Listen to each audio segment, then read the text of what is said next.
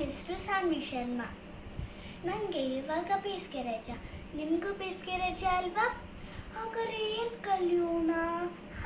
ನಾವು ದಿನ ಒಂದು ಶ್ಲೋಕ ಮತ್ತು ಅದರ ಅರ್ಥ ಕಲಿಯೋಣ. ಹಾಗಾದರೆ ಬನ್ನಿ. ನಾವು ಯಾವುದೇ ಕೆಲಸ ಶುರು ಮಾಡೋ ಮುಂಚೆ ಗಣೇಶನ್ ಪ್ರಾರ್ಥಿಸ್ತೀವಿ ಅಲ್ವಾ? ಹಾಗಾದರೆ ನಾವಿವಾಗ ಗಣೇಶನ್ ಶ್ಲೋಕ ಶುರು ಮಾಡೋಣ. ವಕ್ರತುಂಡ ಮಹಾಕಾಯ ಸೂರ್ಯಕೋಟಿ ಸಮಪ್ರಭಾ ನಿರ್ವಿಘ್ನಂ ಕುರು ಮೇ ದೇವ ಸರ್ವಕಾರ್ಯೇಷು ಸರ್ವದಾ.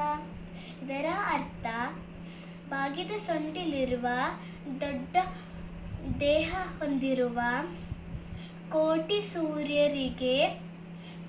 ಸೂರ್ಯರಿಗೆ ಸಮನಾದ ತೇಜಸ್ ಹೊಂದಿರುವ ದೇವನೇ, ನನ್ನ ಎಲ್ಲ ಕಾರ್ಯಗಳಲ್ಲೂ ಎಲ್ಲ ಕಾಲದಲ್ಲೂ ಯಾವುದೇ ವಿಘ್ನ ಬಾರದಂತೆ ಕಾಪಾಡು.